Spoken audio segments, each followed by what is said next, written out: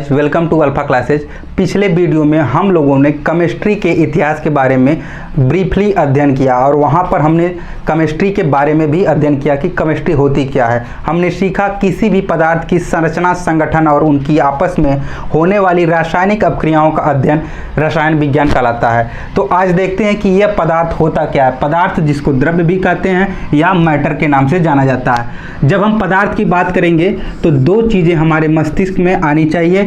पदार्थ के अंदर निहित होता है मास और यह पदार्थ कुछ स्पेस कवर करता है। ब्रह्मांड की वे सभी वस्तुएं जिनके अंदर मास उपस्थित होता है, जो कुछ स्पेस कवर करती हैं, द्रव्य कहलाती हैं। पदार्थ के अंदर द्रव्यमान पाया जाता है। पदार्थ कुछ स्थान घेरता है। अब इसके बाद हम लोग देखते हैं कि द्रव्यमान क्या होता है। कोई भी वस्तु, उसके अंदर उपस्थित पदार्थ की मात्रा यानी कि क्वांटिटी ऑफ मैटर, उसका द्रव्यमान कहलाती है। वस्तु के अंदर उपस्थित पदार्थ की मात्रा, क्वांटिटी ऑफ मैटर ही उसका द्रव्यमान कहलाती है। इसके बाद हम लोग आगे पदार्थ की अवस्थाओं के बारे में अध्ययन करेंगे। पदार्थ क्या होता है हमने अच्छी तरह से सीख लिया। पदार्थ के अंदर द्रव्यमान होता है और यह कुछ स्थान घेरती है। इसके बाद हम लोग अध्ययन करेंगे पदार्थ किन किन अवस्थाओं में पाया जाता है। तो मूल रूप से पदार्थ जो है 3 अवस्थाओं में पाया जाता है: सॉलिड, लिक्विड और गैस। हमने आज तक सीखा है कि पदार्थ 3 रूप से अवस्थाओं में पाया जाता है: सॉलिड, लिक्विड और गैस। सॉलिड यानी जिसे ठोस कहा जाता है, लिक्विड जिसे द्रव कहा जाता है, गैस को गैसीय कहा जाता है। इनके अलावा भी हम कुछ अवस्थाओं के बारे में अध्ययन करेंगे। पहले इनके बारे में जान लेते हैं। सॉलिड क्या होता है? सॉलिड के अंदर जो है किसी भी वस्तु का आकार और उसका आयतन दोनों क्या होता है? निश्चित होता है।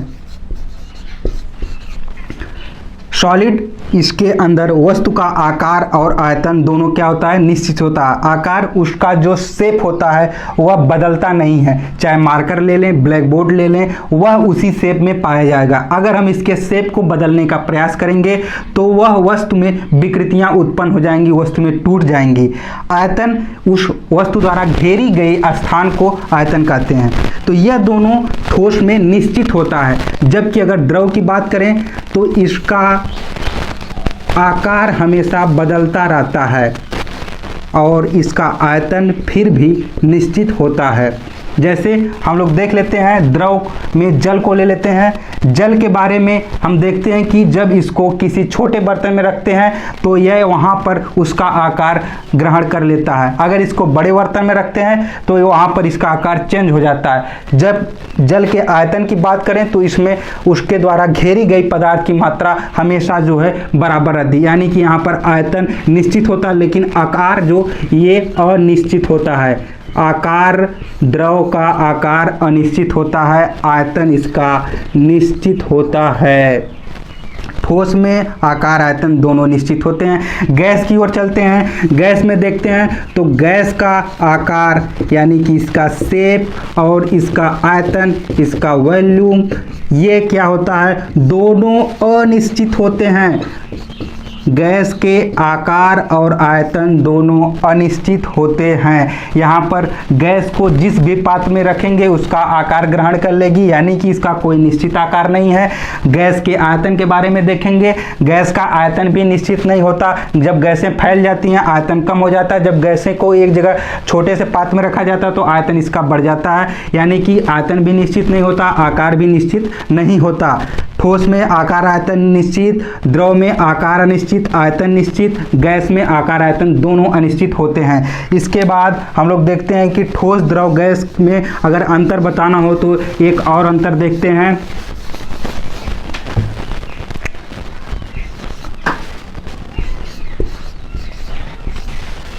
अंतराण्विक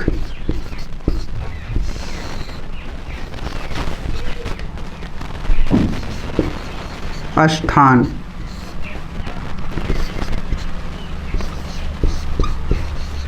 इंटरमॉलिक्यूलर स्पेस। अंतराणविक स्थान क्या होता है? ठोस के जो अणु होते हैं, छोटे छोटे अणु जिनसे मिलके ठोस वस्तुएं बनती हैं, वह अणु, उसमें कई छोटे छोटे अणु होते हैं जिनके बीच स्थान होता है जो आंखों से नहीं दिखाई देता। यह स्थान इनमें सबसे कम होता है। ठोस में अंतराणविक स्थान सबसे कम होता है, जिसके कारण इन अंतराणविक स्थान कम होने के कारण ठोस के अणु काफ़ी पास पास होते हैं और इनमें लगने वाला, ठोस के अणुओं के बीच लगने वाला बल जो होता है वह अधिक होता है। इस कारण ठोस का आकार निश्चित होता है। जब अगर द्रव की बात करें तो इसी द्रव में अंतराणविक स्थान की बात करें, इंटरमॉलिक्यूलर स्पेस की, दो द्रव के अणुओं के बीच यह स्पेस ठोस की अपेक्षा ज़्यादा होता है।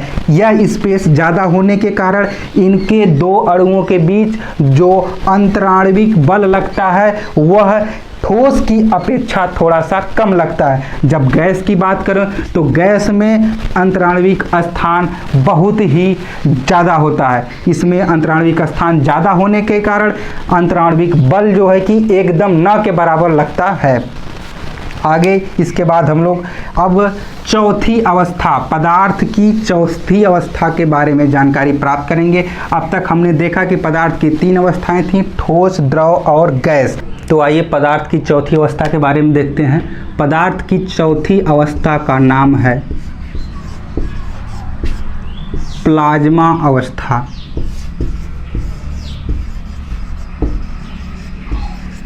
प्लाज्मा अवस्था क्या है? यह पदार्थ की चौथी अवस्था के रूप में जाना जाता है। प्लाज्मा अवस्था तो एक प्रकार की गैसों की ही अवस्था है, लेकिन यह गैसीय अवस्थाओं के जो प्रॉपर्टीज होते हैं इनमें पूरी तरह भिन्न होते हैं। यहाँ पर क्या होता है कि जब किसी गैस को आयनीकृत, जब गैसों को आयनीकृत कर दिया जाता है, आयनीकृत का मतलब क्या होता है? आयोनाइज्ड कर दिया जाता है, यानी कि जब गैसें उच्च ताप पर धनायन और ऋणायन में परिवर्तित हो जाती हैं, आयन बन जाते हैं, गैसों के अंदर आयन उपस्थित हो जाते हैं जब गैसों को उच्च ताप पर गर्म कर दिया जाता है। धनायन मतलब पॉजिटिव और ऋणायन मतलब निगेटिव। गैसें जब पॉजिटिव और निगेटिव के रूप में बराबर संख्या में बट जाती हैं, यानी कि गैसों में जितने पॉजिटिव उतने निगेटिव पाए जाते हैं, आयनों की संख्या बराबर होती है और इस अवस्था में गैसें प्लाज्मा अवस्था में होती हैं। यह अवस्था यहाँ पर बहुत कम पाई जाती है। यह अवस्था स्टार्स, तारों पर, सितारों पर होती है। यह अवस्था सितारों पर पाई जाती है। सितारों पर गैस, जो गैसें उपस्थित होती हैं वह धनायनों में बट जाती हैं, काफ़ी उच्च ताप पर गैसों के बादल बन जाते हैं। गैसों के बादल, जैसे हमारा सूर्य एक तारा है, सूर्य पर जो गैसें होती हैं, गैसों का जो बादल हम लोग देखते हैं, वह बादल प्लाज्मा अवस्था में उपस्थित गैसें होती हैं। और इस गैसीय अवस्था की खोज किसने किया था? आइए देखते हैं। सबसे पहले इसके बारे में विलियम क्रुक्स एक वैज्ञानिक थे, उन्होंने प्लाज्मा अवस्था के बारे में बताया था। सबसे पहले प्लाज्मा अवस्था के बारे में बताने वाले वैज्ञानिक थे विलियम क्रुक्स, लेकिन इस अवस्था का नामकरण किया था इरविन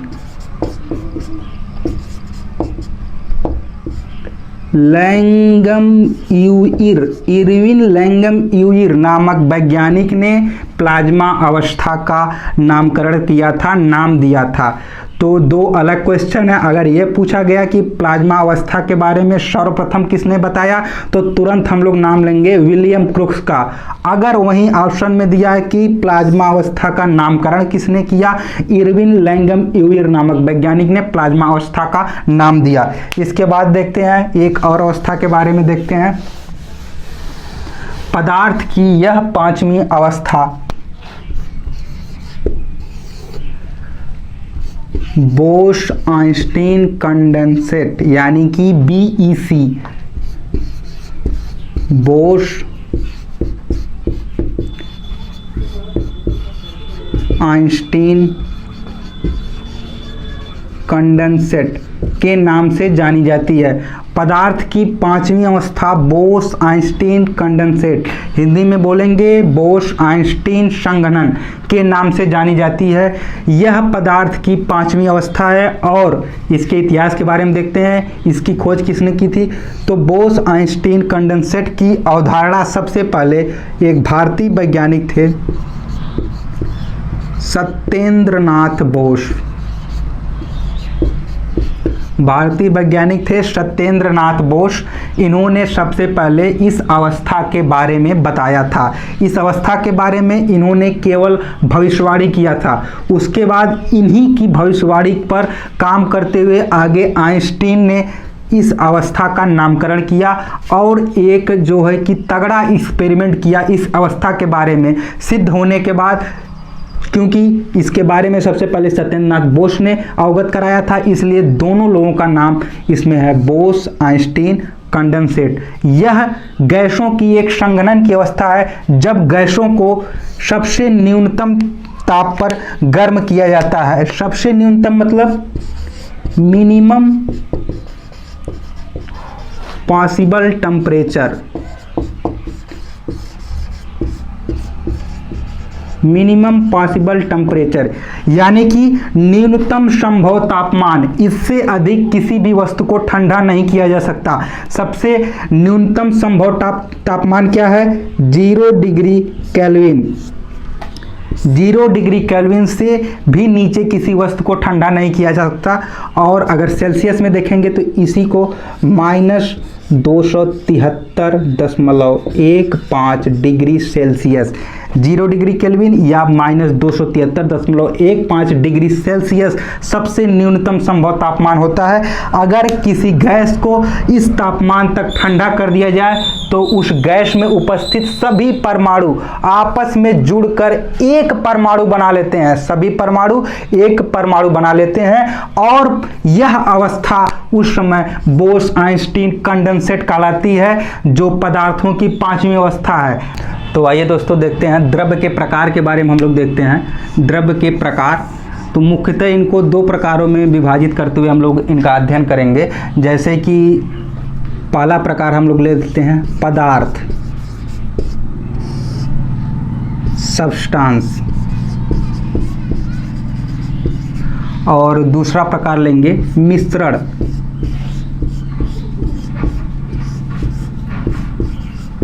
मिक्सचर।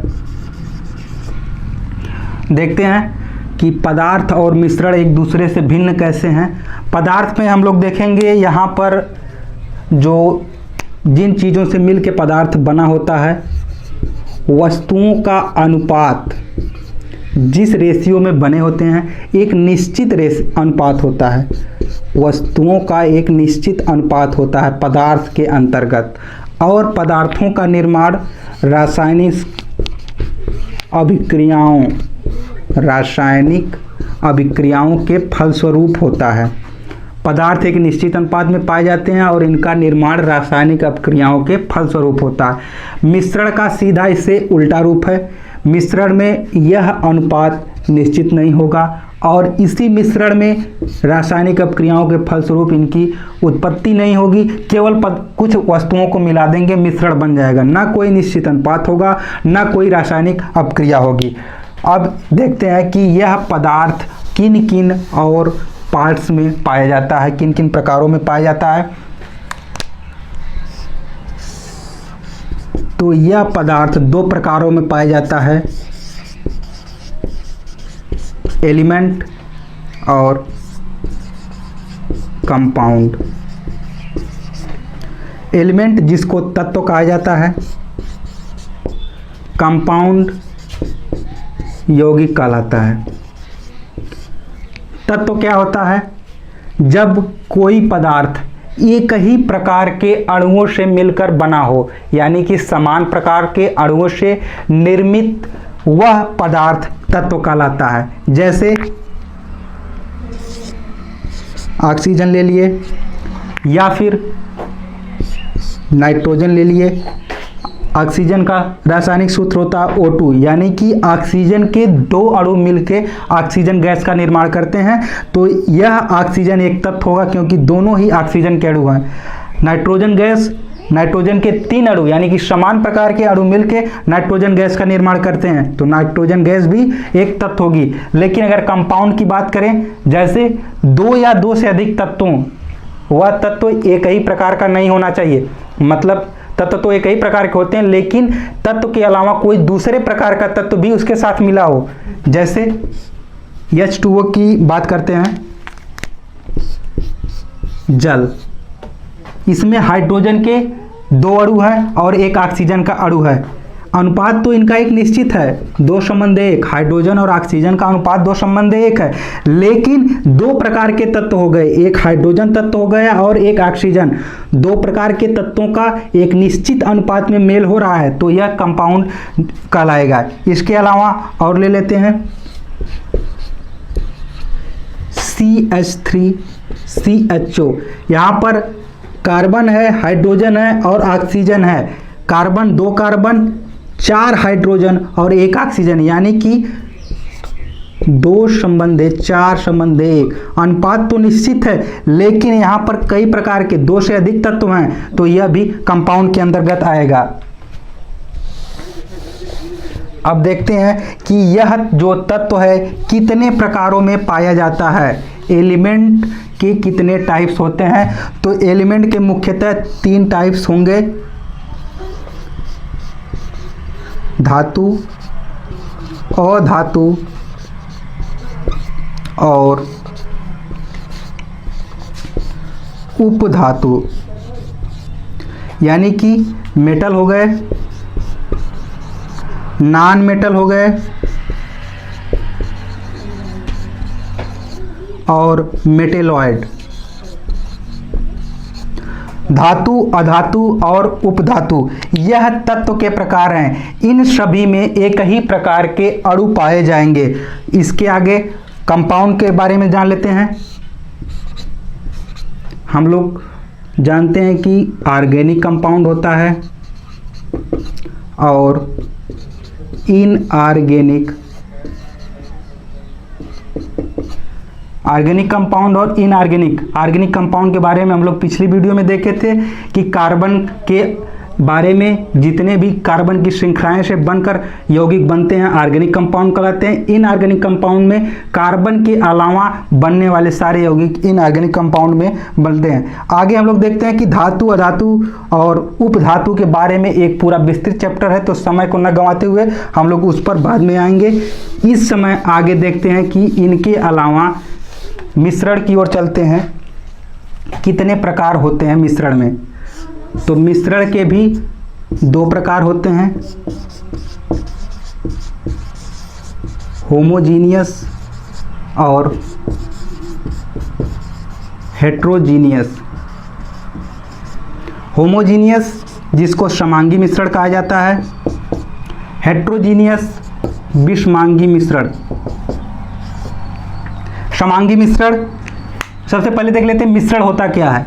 यानी कि जब किसी भी पदार्थ में जो तत्व मिल के बनाते हैं या फिर जो जिस प्रकार के 2 या 2 से अधिक पदार्थ हों, उनमें कोई भी निश्चित अनुपात ना हो या फिर उनका जो है कि कोई रासायनिक अपक्रिया ना हो के उनका निर्माण हो। इनमें मिश्रण में ना कोई निश्चित अनुपात होता है, ना कोई रासायनिक अपक्रिया के द्वारा इनका निर्माण होता है। यहाँ पर यह 2 प्रकार के होते हैं, समांगी और विषमांगी मिश्रण। तो आइए देखते हैं कि मिश्रण में समांगी मिश्रण क्या होता है। ऐसा मिश्रण, 2 या 2 से अधिक पदार्थों का ऐसा मिश्रण जिसमें उस मिश्रण के जो कण होते हैं, जैसे मान लीजिए एक पहला कण है, ये दूसरा, 2 पदार्थ हैं, यह आपस में ऐसे डिजॉल्व हो जाए, एक दूसरे में इस प्रकार से मिल जाए कि इनको अलग करना, इन दोनों को अलग करना नामुमकिन हो जाए। जैसे हम लोग उदाहरण के तौर पर देख लेते हैं, जल में अगर चीनी को मिला के शरबत तैयार कर दिया जाए तो चीनी और जल को अलग करना नामुमकिन हो जाता है। दोनों हर एक जगह पर उस पूरे मिश्रण के, मान लीजिए 1 बाल्टी जल और चीनी का मिश्रण तैयार किया गया, तो बाल्टी के किसी भी किनारे से, कहीं से भी अगर हम उसको मिश्रण को निकालेंगे तो हमें उतना ही मीठा लगेगा जितना कि पूरी बाल्टी का जल लग रहा है। इसका मतलब कि जल और ये चीनी का ये मिश्रण समांगी मिश्रण कहलाएगा, क्योंकि इस पूरे बाल्टी में हमें समान मात्रा में इसका मिश्रण बना है, कहीं पर कोई कमी नहीं है। यह नहीं कि एक जगह यह ज़्यादा मीठा, दूसरी जगह कम मीठा है, हर जगह मिश्रण की मात्रा एकदम समान है। तो यह होमोजीनियस, नाम से ही लग रहा है होमो, मतलब कि समान रूप से फैला हुआ है। दोनों पदार्थ पूरे विलयन में, पूरे मिश्रण में समान रूप से फैले हुए हैं। इसका जो है कि अगर एग्जाम्पल लेंगे तो किसी भी, कोई भी विलयन हो वह समांगी मिश्रण के अंतर्गत आएगा। कोई भी प्रकार का विलयन समांगी मिश्रण आएगा, चाहे चीनी या जल का विलयन हो या फिर नमक और जल का विलयन हो, यह समांगी मिश्रण के अंतर्गत आएगा। और अगर विषमांगी मिश्रण की बात करें तो इसके 2 टाइप्स बन जाते हैं। विषमांगी मिश्रण के 2 टाइप्स बन जाते हैं।